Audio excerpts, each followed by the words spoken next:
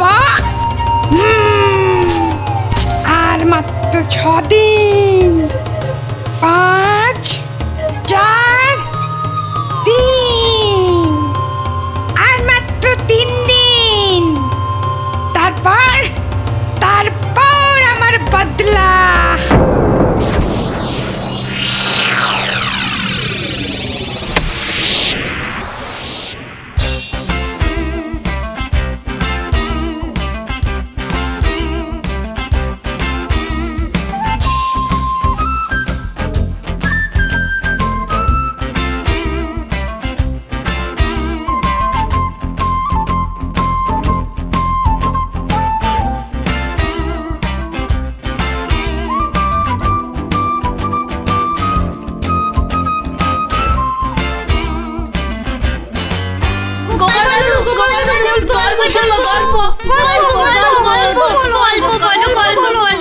গল্প? কিসের গল্প শুনবি আজ? রাক্ষসের গল্প। বাবারে, একেবারে রাক্ষসের গল্প? হ্যাঁ, না না গোপাল দাদু, রাক্ষস পুরনো হয়ে গেছে। আজ খপ্কসের গল্প শুনবো, কেমন? বেশ, তাহলে শোন।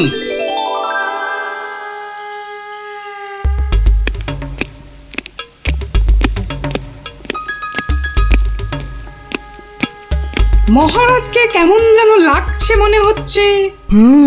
উনি যেন কেমন আদিম যুগের লোকেদের মতো ঝুঁকে ঝুঁকে চলছেন। কি হলো এত গুজগুজ ফুসফুস কিসের? চুপ করে বসে থাকা যায় না? না, একটা কথাও যেন আর না শুনি। মহারাজ এসে গেছেন, সবার কাজ শুরু হচ্ছে।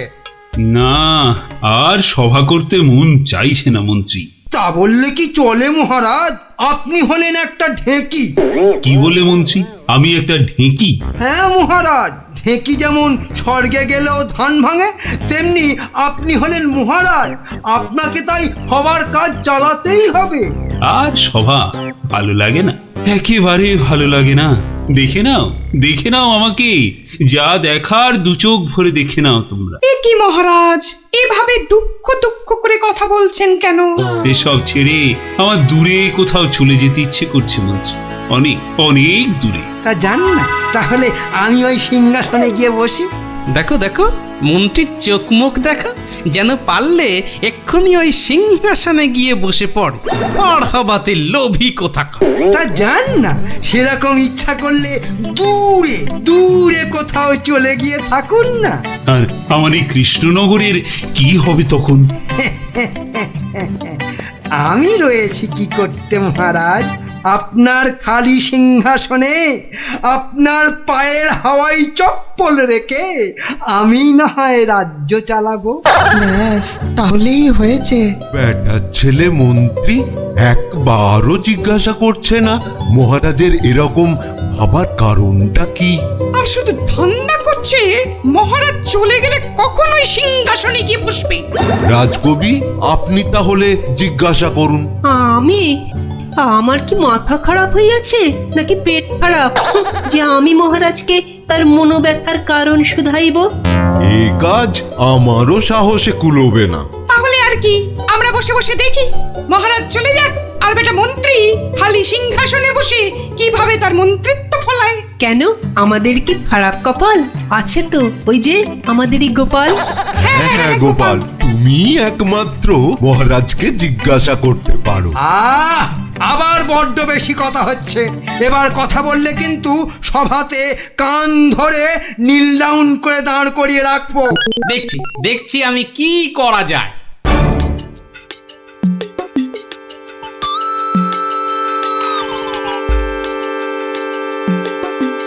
কি হলো? গোপাল শুধু দাঁড়িয়ে আছে কেন? মহারাজের সঙ্গে কথা বলবে? ওকে সুযোগ দিলে আবার কি করে বসবে কে জানে। এই যে গোপাল, কি হলো? এখানে দাঁড়িয়ে আছো যে? সভা তো শেষ, কি মতলব? মহারাজের সঙ্গে দেখা? সেসব হবে না। যাও এখন যাও। আগে মহারাজ নয়, আমি তো আপনাকে একটা কথা বলবো বলে দাঁড়িয়ে আছি মন্ত্রী মশাই। আমাকে? কি কথা? মন্ত্রীমশাই, আমি সভায় আসার সময় দেখে এসেছিলাম যে আপনার গিন্নি, সে কি বলবো, কাটা পাঠার মতো ছটফট করছিলেন। সে কি, কেন? আর তুমি সেটা এখন বলছো আমাকে? হ্যাঁ, আসলে আপনি সবার কাজে এত ব্যস্ত, তাই আর সাহস করে বলে উঠতে পারেন। যত সব। কিন্তু হয়েছেটা কি? হ্যাঁ, আর বলবেন না মন্ত্রীমশাই, একটা পিঁপড়ের কামড়ে গিন্নি মায়ের পা থেকে সে কি রক্ত গলগল গলগল করে বেরোচ্ছিল। বাবা, দেখেই তো আমার প্রায় ভিড়মি খাবার জোগা। ওহ, আর তুমি সেটা দেখে এসে এতক্ষণ চুপ করে বসে রইলে? হ্যাঁ, এক্ষুনি যাই আমার গিন্নির কাছে, কি না কি হয়েছে। ওহ, আমার হয়েছে যত জ্বালা। হ্যাঁ মন্ত্রীমশাই, যান যান যান। ব্যাস, এবার রাস্তা পরিষ্কার। ওই যে মহারাজ আসছেন। মহারাজ। এ কি, তুমি এখনো বাড়ি যাওনি? না মানে যেতে পারিনি আর কি। কেন গোপাল, কি হয়েছে? আসলে মহারাজ, সবার সবাইয়ের খুব মন খারাপ। মানে আপনাকে এরকম মনমরা দেখে আমাদের কারোরই মন ভালো নেই মহারাজ। আসলে তোমরা আমাকে খুব ভালোবাসো তো, তাই। কিন্তু মহারাজ, আপনার এরকম অবস্থা হয়েছে কেন মহারাজ? আমাকে বলুন। শুনবে? শোনো তাহলে। বছরখানেক আগের কথা, জঙ্গল থেকে শিকার করে ফিরছিলাম। বিকেল হয়ে গেছে, তাই ভাবছিলাম কৃষ্ণনগরে ঢোকার আগে একটু জিরিয়ে নি। তাই জঙ্গলের বাইরে বসে একটু জাম খাচ্ছিলাম। তো তখন জামগুলো খেতে দারুণ মিষ্টি তো।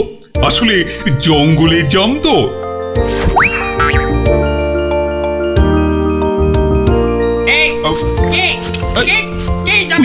তিন ফুটিয়া বুড়িওয়ালা বামুনটা কে? বাবা, হাতে আবার ওর থেকেও বড় একটা তরোয়াল নিয়ে চিৎকার করতে করতে দৌড়ে আসছে। আরে আমি জাম খেয়ে বিচি ছুঁড়ে ফেলেছি। তুই, তোর এত বড় সাহস! তুই আমার ছেলের দিকে জামের বিচি ছুঁড়ে মেরেছিস? তোর এত বড় সাহস! আহা, তোমার ছেলে কোথায় আর তার কি হয়েছে সেটা বলবে তো। সেটা আর বলে হবে কি এখন? যে গেছে সে তো গেছে।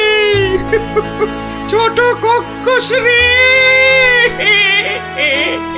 মানে মানে মানে না বোঝার ভান করলে কিন্তু পার পাওয়া যাবে না এই খোকা খক্কসের হাত থেকে, বুঝলে?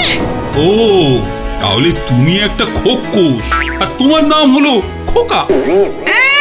সবই তো বুঝিস, আর এইটা বুঝতে পারছিস না যে তোর ছুঁড়ে মারা জামের বীজের ধাক্কায় আমার একমাত্র চলে গেছে। ও ছোট কক্কস রে। গেছে মানে? কোথায়? কোথায় সব জেনে ন্যাকামো হচ্ছে? কোথায় আর যাবে? পটল ডাঙায়। ও, মানে মারা গেছে? এতক্ষণে মাথায় ঢুকেছে। কিন্তু কি বলছো কি তুমি? তোর যদি বিশ্বাস না হয় তাহলে চল, নিজের চোখে দেখবি। চল বেটা। না না, থাক, তার আর দরকার নেই। এবার বলো কিভাবে আমাকে প্রতিদান দিতে হবে? সব প্রতিদান এসব মুখে সাজানো বলি, বুঝলি? আমি আমার ছেলের মৃত্যুর প্রতিশোধ চাই। প্রতিশোধ! থাক, তোমার ওই 3 ফুটের চেহারায় আর 5 ফুটের তরোয়াল নাচাতে হবে না, মাথা ঘুরেই পড়ে যাবে। আমি প্রতিশোধ চাই। খুন কা পাতলা খুন। ও ঠিক আছে, আমাকে তাহলে 1 বছরের সময় দাও, তারপর আমি নিজেই আসবো তোমার কাছে। তখন তোমার যা ইচ্ছে আমাকে নিয়ে করো, কেমন? তো সেই 1 বছর শেষ হচ্ছে সামনের সোমবার, তাই আমার মন খুব খুব খারাপ গোপাল। মহারাজ, আপনি ওই খক্কসকে তো এক ফুঁতেই উড়িয়ে দিতে পারতেন মহারাজ। না গোপাল, আমি হলাম মহারাজ, আর রাজ্যের সবার ভালো মন্দ দেখার দায়িত্ব আমারই। আমি ও কাজ করতে পারি না। তাহলে মহারাজ, আপনি খক্কসের কাছে যাবার সময় আমাকে সঙ্গে নিয়ে যাবেন। না, আমার দোষের শাস্তি তুমি বা পাবে কেন গোপাল? বাহ, দোষটা আসলে কি বা কতটা সেটা দেখতে হবে না, তারপর তো শাস্তির কথা। বেশ, তাহলে চলো।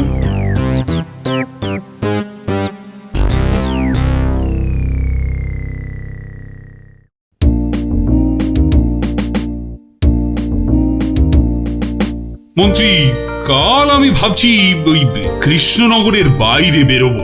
ওহ, বেরোবে? তার মানে আবার কি ফিরবে? কি বলছো মন্ত্রী? না, বলছি যে মহারাজ, ওই যে সবাই বলছিলেন না অনেক অনেক দূরে চলে যাবেন, তা এ যাওয়া কি সেই যাওয়া? হতেই পারে, জানি না মন্ত্রী, কিচ্ছু জানি না। কি কিছু বলবে নাকি মন্ত্রী? হ্যাঁ, মানে বলছি যে আপনি নেই, রাজ্য চলবে কি করে? এত কিছু ভেবো না তো, ওর ঠিক একটা কিছু হয়ে যাবে। মহারাজ কি দার্শনিক হয়ে গেল নাকি? না, বলছিলাম যে আপনার পায়ের হাওয়াই চপ্পলে রেখে গেলে সেটা সিংহাসনে বসিয়ে আমি রাজ্য চালাতাম, এই আর কি। আহা, এত চিন্তার কিছু নেই। আরে মহারানী তো রইলেনি। ও, মনে মনে এই ছিল।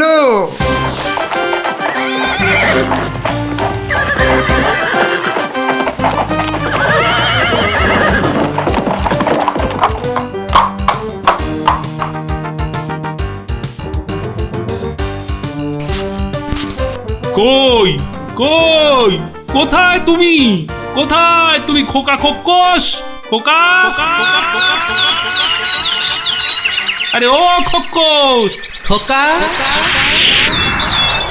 কোথায় ভাই তুমি বোকা? বেরিয়ে এসো। কে রে? কে ওখানে আমাকে নাম করে ডাকে? কার এত বড় সাহস?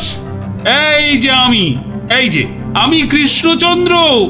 আমি চন্দ্র সূর্য জানি না, শুধু জানি আমার ছেলের মৃত্যুর প্রতিশোধ দিতে খুন কাপাতলা খুন। বাবা, আমার থেকেও বেটে ওই চেহারায় আবার দ্বিগুণ চেহারার তলোয়ার। এই যে আমি কথা মতন 1 বছর পরেই আবার হাজির। না, এবার তুমি আমাকে নিয়ে যা খুশি তাই করতে পারো। আমি তোকে এবার আমি একটু আটকাচ্ছি খোকা বাবু, কিছু মনে করবেন না। এই এই পেটেটা আবার কে রে? বাবা, আমাকে আবার বেটে বলে? কি বললে? বলছি তোমার ছেলেকে একটু দেখবো, মানে মানে কতটা নরম সে, যে কি করে জামের বিচির আঘাতে মারা গেল। কি বললি? হ্যাঁ, আমার ছেলে নরম। হাসালি আমাকে তুই। চল চল, তাহলে আমার ছেলেকে দেখবি, চল। এখনো একইভাবে শুয়ে আছে।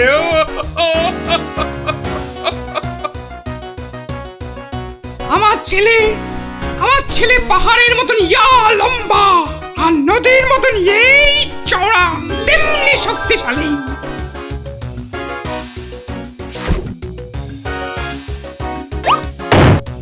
কি খেত জানো আমার ছেলে? আবার ফিরবি খাবে না তো। বড় বড় হাতি ধরে ধরে খেত। তো সেই রকম ভাবেই একদিন বিকেলে হাতি খেতে খেতে হঠাৎ করে ওই যে চন্দ্র সূর্য, কি নাম বললে? ওর ছোড়া জামের বিচির আঘাতে পটল ডাঙায় চলে গেল।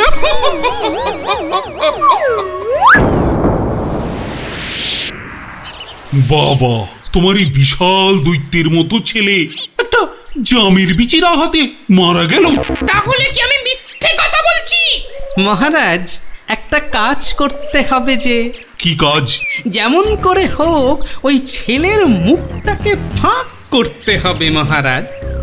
দেখি তোমার ওই তরোয়ালটা দাও দেখি। সেইটি হচ্ছে না, আমার তলোয়ার দিয়ে আমাকেই মারবে? তোদের এইটাই মতলব না? আরে কোনো মতলব টাতলব নেই হে, দাও তো। মহারাজ ধরুন তো, আমি ধরছি পেছন থেকে। এবার গোপাল ছেলেটার মুখটা ফাঁক করে দেওয়া যাবে, কিন্তু আমার মাথায় তো কিছুই ঢুকছে না। আপনি ফাঁক করার চেষ্টা করুন, আমি ততক্ষণে বেশ কিছু কলার কাঁদি জোগাড় করে নিয়ে আসি মহারাজ। এটা কি হচ্ছে নাকি? বলি, এটা কি হচ্ছে? এই তো। কি করছোটা কি তোমরা? তোমার ছেলের জ্ঞান ফেরানোর চেষ্টা হচ্ছে ভাই খোকস। বলো কি গোপাল? আমার ছেলে তাহলে পটল ডাঙায় যায়নি? কি বলছো কি তোমরা? মনে তো হয় না মহারাজ। সরে আসুন, যখন তখন হাতি বেরোতে পারে। যা ভেবেছি ঠিক তাই তাই হয়েছে। ওরে বাবা, এই যে গোটা একটা হাতি বেরিয়ে এলো গোপাল। এই যে খোকা খোকস, জামের বিচির আঘাতে কিচ্ছু ঘটেনি। গোটা হাতি খেতে খেতে একটা হাতি গলায় আটকে গিয়ে ছেলের দম বন্ধ হয়ে গেছিল। বাঁচালে গোপাল, বাঁচালে। মরার পর অন্তত কাউকে মেরে ফেলার জন্য আমাকে নরকে যেতে হবে না। হ্যাঁ, কি আনন্দ, কি আনন্দ! আমার ছেলে বেঁচে উঠেছে, শুনছো তোমরা? কি মজা, কি মজা! আমার ছেলে বেঁচে উঠেছে। আরে কি মজা, কি মজা! শুনছো সবাই? আমার ছেলে বেঁচে উঠেছে। কি মজা, কি মজা! আমি আর আমার ছেলে মিলে খাবো হাতি ভাজা, হাতি ভাজা। কি মজা, কি মজা! চলো চলো গোপাল, সবাই ফিরে তো আবার তোমার পুরস্কারের ব্যবস্থা করতে হবে। পুরস্কার? এসব আবার কেন মহারাজ? বাহ, তুমি আমার জীবন রক্ষা করলে, আমার গিন্নিকে বিধবা হওয়া থেকে বাঁচালে, আর আমি তোমাকে পুরস্কৃত করব না, তা কি কখনো হয়? মহারাজের জয় হোক, জয় হোক মহারাজের। দারুণ দারুণ। ওহ, একটা জ্যান্ত গোটা হাতি গলার কাছে আটকে ছিল। বাবা, দেখলি তো, রাক্ষসের গল্প না শুনে খোকসের গল্প শুনে কি দারুণ মজা হলো। আবার আরম্ভ করলি তো? এই না না না, কোনো ঝগড়া নয়, কোনো ঝগড়া নয়। গল্প শেষ, এবার যে যার মতন সোজা বাড়ি। চল চল। কাল কিন্তু আবার এই সময় এই জায়গায় দেখা হবে তো? তা আবার হবে না। পড়া ভুলতে পারি, কিন্তু ওই বিকেল বেলা গল্প শোনার কথা কিছুতেই ভুলবো না। বেশ বলেছিস, হ্যাঁ।